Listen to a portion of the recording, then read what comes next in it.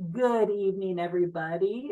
Thank you so much for joining the second session of the Fall 2023 MPH Student-Led Professional Development. For those of you who don't know, I'm Zach. I'm the Director of Applied Practice for the Arnold School of Public Health. And tonight, I'm really excited to have our guest, Sherry Price, talk about her experience in graduate school and navigating that as a full-time employee. So before I jump into all of that, just a few brief ground rules for the webinar. Please demonstrate respect for our speakers and other attendees. Please keep your mic off throughout the presentation unless asking a question. Feel free to ask questions throughout or drop things in the chat or virtually raise your hand. And just do know that we are recording the webinar, so don't say or do anything you may not want saved in the archives because we plan to share all of this with future students. So unless I have any objections to that, I am going to give Sherry her introduction and then I'll be quiet for a change. So thrilled to introduce tonight Sherry Price. Sherry is a research scientist with Connected Health Innovations LLC, where she focuses on nutrition and the role it plays in the development of cancer. She works on several NCI-funded grants where she provides consultations regarding recipe calculations to achieve the desired dietary inflammatory index. These are a lot of words. Her academic accolades include a bachelor's degree from the Arnold School of Public Health, a Master of Public Health from the Department of Health Services and Policy Management, which she just earned this past spring. And in addition to her professional accomplishments, Sherry is also a truly wonderful person, and I really can't wait to hear all of the wisdom she has to share with all of you tonight. So without further ado, Sherry, I'm going to turn it over to you, and you should be able to share your screen and all of that fun stuff. All right. Thank you, Zach, for the kind introduction. Hello, everybody. I'm happy to have everybody here. I hope that some of this is useful. Everything that I am going to share was evolved through my undergrad all the way through graduate school. So I will share my screen. Let me go ahead and do that. All right. So can everybody see okay? All right, wonderful, thank you. Let me move so I can see response here. Okay, so as Zach said, my name is Sherry. I've been at USC for a while. I do research. And when I started school in undergrad, not only was I non-traditional student-wise, I like to tell people the story. I came for orientation, and my husband also was starting school. He's retired from the military, so he was excited. We were in our orientation line, and they just kept moving us into the student line or the parent line, like over and over, like, you're in the wrong line, let us help you out. It's like, oh, it's going to be a long journey. And it is such a rewarding journey. So I know things can, like, they start out kind of overwhelming at first, but you will get your pace. You will find those tips and tricks that work for you. And I have some that worked for me. It may not work for everybody. I do have 3 children and I do work 2 jobs. So I do understand some things. It just depends on your learning style and how you best retain information. So I will dive right in. My tips and tricks.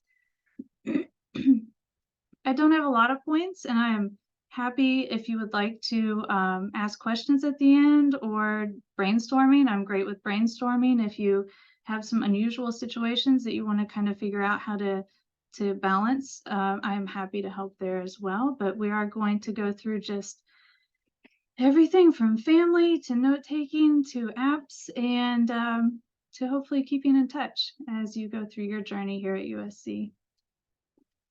So as Zach said, I have 3 children, I have a husband, I have a dog, I have 2 jobs, and yes, I tend to like to take the very full route in life because I find that to be the most fulfilling for me.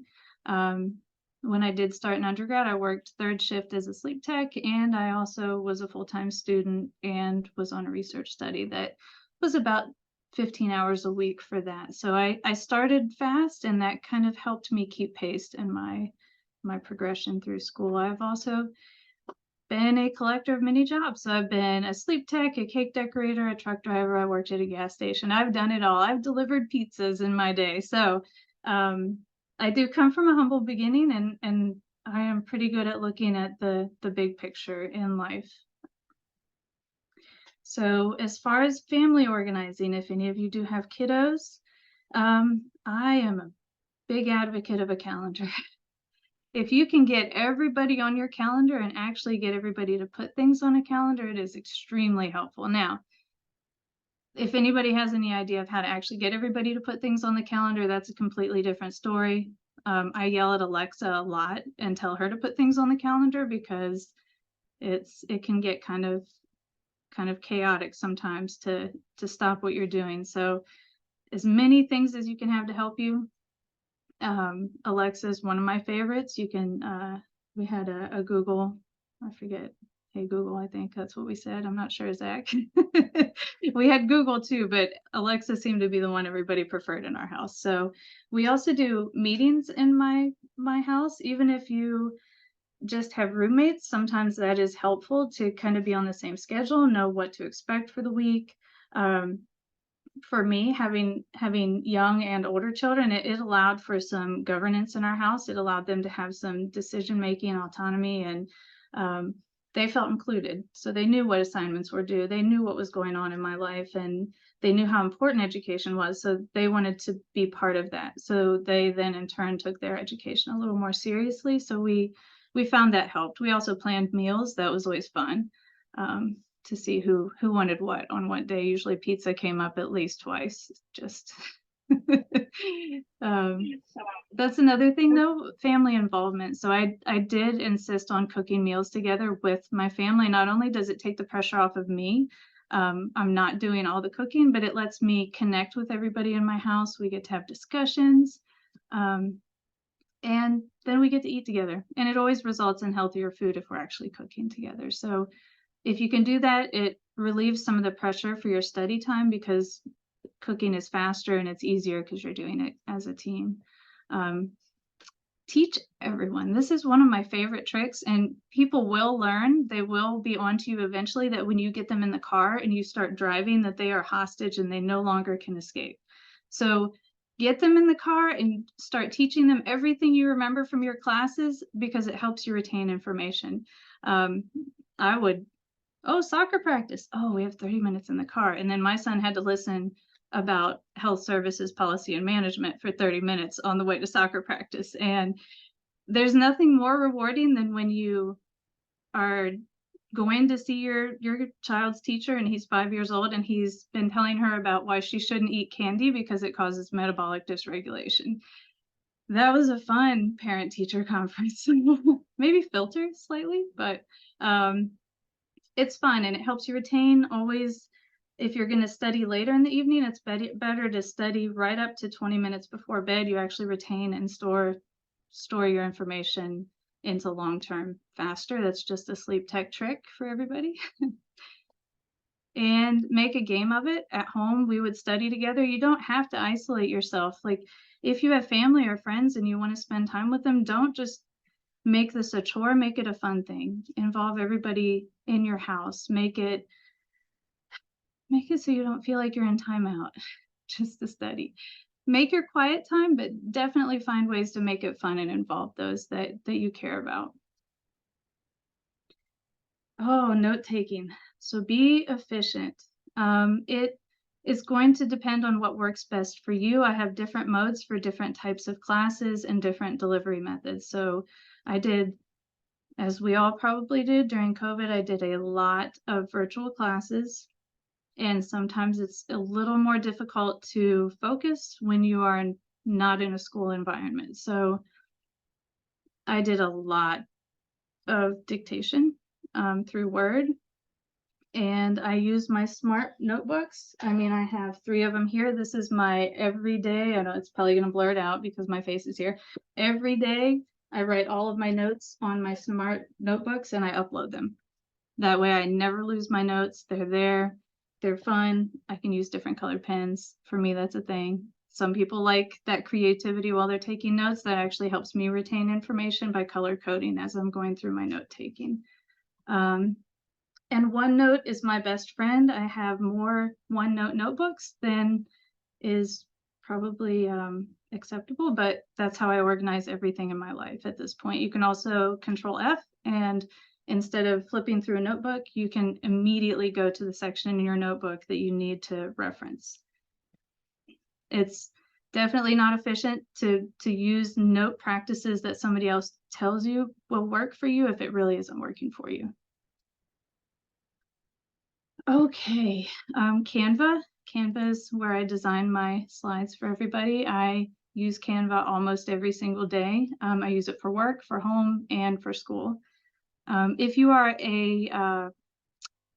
an auditory learner, Speechify is something that works really well for. I am not auditory. I tend to drone and I kind of tune out when I have to listen to something for too long, but my husband happens to be an auditory learner and he uses Speechify for all of his lessons, and he can go work out and listen to a whole lecture and retain it, whereas I would just hear kind of like the Charlie Brown in the background, like wah wah wah, and then that would be the end. It would be done. Zotero, I didn't learn about Zotero until I was in graduate school, and I'm so sad that I didn't know about this sooner, but it is a citation manager that just changed my life. I've used other types of citation managers. This is the most user-friendly, and it can link into Microsoft Word. So you go to your reference that you're reading, you hit a button in the corner, and it loads it into Zotero for you, and you can just patch it into your document. That will save you time and make you a little more efficient while you're doing assignments if you can just click a button and keep moving.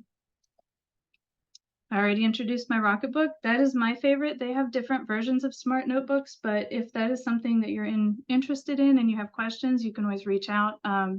That's my preference because they just kind of have a better texture to the pages. And then Microsoft Office 365, Word, Excel, PowerPoint, just know those. The more efficient you can get, the faster you can get through those assignments. So I have become more desirable as an employee because of my proficiency in those programs. It can make you stand out among your peers if you really know how to just manipulate these programs and maximize what you can get out of them. And I am happy to answer questions around that as well if anybody has questions about just different tips and tricks. Like I can maximize Excel pretty well now, and our data analytics gentleman that's on the study with me was having me teach him how to do things in Excel. And I'm like, whoa, wait a minute. No, you're a data analytics. You should teach me things. And so we have a good laugh about that occasionally. My last and biggest piece of advice is just always work ahead and find time for yourself. If you work ahead, then you've got that time for yourself, but recharging is the most important. You're going to feel like you have a lot, and you will have a lot going on, but if you don't take the time to just kind of relieve some of that pressure, then it just builds up and you start to see things not going the way you envisioned them as far as like your grades and your attention to detail. Sit on the porch, go to the gym, soak in the tub, go for a walk, paint. Whatever it is that you need to do to decompress, take the time. 30 minutes, an hour, that's really all it takes to really start to kind of feel the benefits of that. Not many people are as crazy as I am. I get up at 4:30 every day faithfully. I don't set the alarm clock anymore. That's how long I've done this. I get up, I get coffee, I read my emails, respond, do some of my little chores around the house by 6 a.m. I have already opened up a good hour and 45 minutes of time for myself later in the day where I can just relax and de-stress just by getting up and doing mundane tasks. So I think that is the bulk of my survival plan that I have used over the last 5 to 6 years in school, and primarily graduate school. All of these were the most helpful for my approach to school.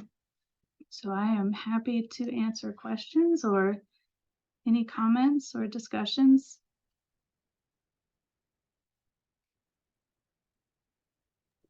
I have a question. Yes.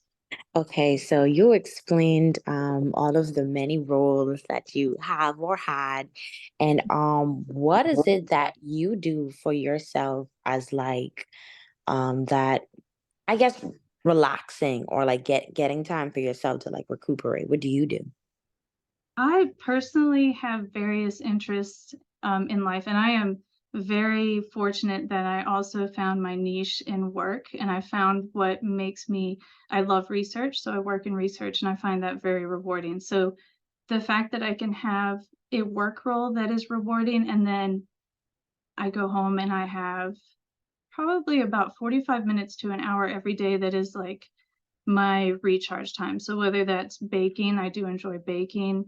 Um, I went through a this paint pouring period. I don't know if anybody does art, but that's where you mix up a bunch of paint and pour it on a canvas and it blows everywhere in your garage. My husband did not enjoy that era, but just any little thing that you find rewarding. I've found that as a young adult, I really love to read and I don't anymore so much. So reading is no longer my recharge time, but I do carve out about an hour to do whether it's arts and crafts or time with my family, um, that sort of thing. That's kind of my recharge time at this point in my life. Thank you. You're welcome. Yeah, that was a great question. What other questions or comments or things would y'all like to hear from Sherry? And one idea too is, and Sherry and I were briefly talking about this before we commenced with the recording, but it's starting to get that point in the semester where it's like, it's all kind of fun and new at first. It's the fall, it's exciting, and there's new classes. And then all of a sudden, week 4 and 5 started happening. And it's like, okay, things are really starting to pile up. So if there are areas that any of you feel like you're struggling with, or spots that you feel like, man, I just can't understand, I can't get this right, or whatever, this might be a good time to kind of workshop and for all of us together to try and figure out Mhm. ways to survive. Because a lot of the first part of the semester is surviving, but once you get through that, you can get to thriving. So just a thought.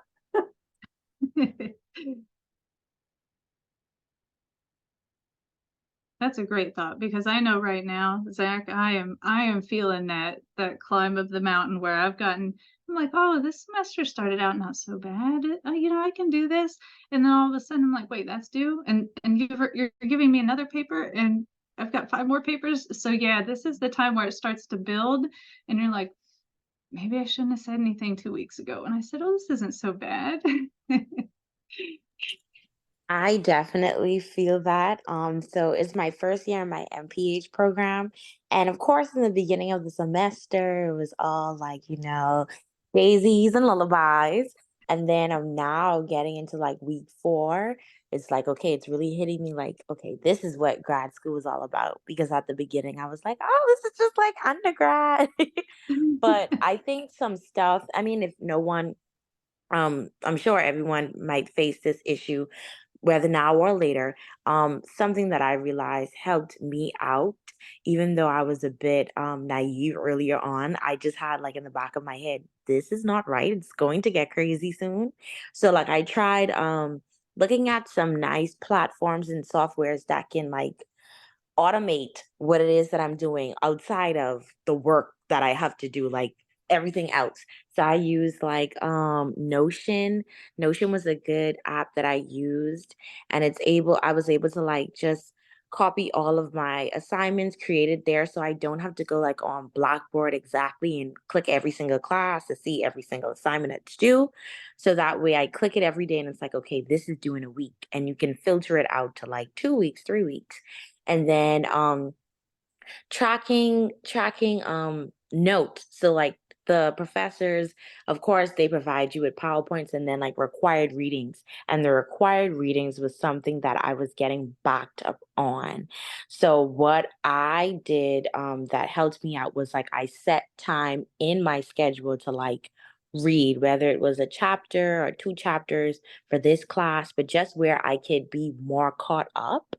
And now I am pretty much caught up on all my readings up until this week. So by the end of this week, of course, I'll have more readings, but that helps me out. And hopefully it could help anyone else that's listening. That is fantastic. And I've now added Notion into my Rocketbook. Thank you.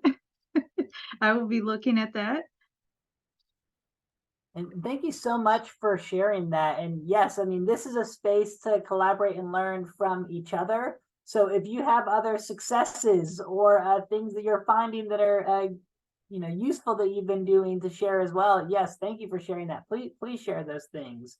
I mean, it really takes it takes your whole cohort and the professors, and it takes everybody to get through all of the graduate programs. And so, yeah, lean on your colleagues. I think that's one of the wisest things you can do to survive.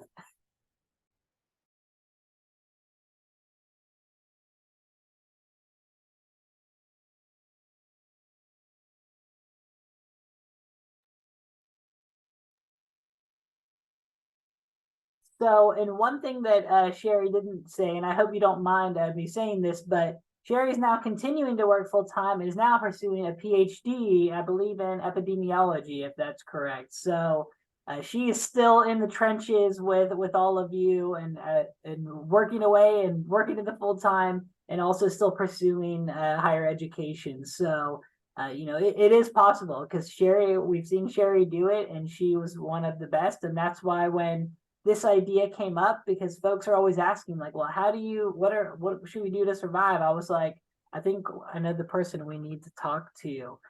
So she's still continuing to do that. So please don't be shy about, talking to our alumni and folks who are gracious enough to spend their time to give their feedback and their presentations. And so I'll kind of do this as a last call for questions as well.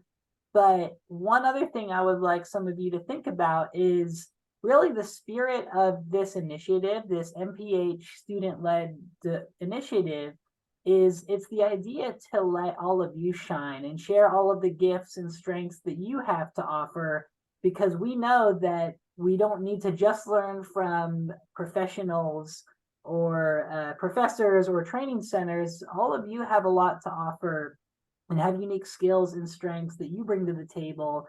And I would love for some of you to submit an MPH student-led professional development proposal about a topic you want to cover, whether that's Notion, the tracking app, or something else like that.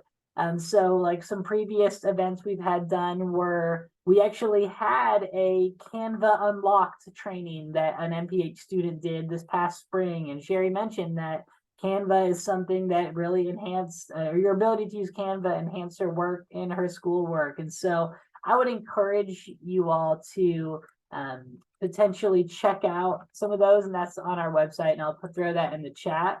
Or if you have ideas that you want to workshop out with me, you don't have to come up with it all on your own. I'm happy to support and assist you with that, because I really just want to give y'all a chance to shine, because I know how amazing you are and I know how resilient everybody is.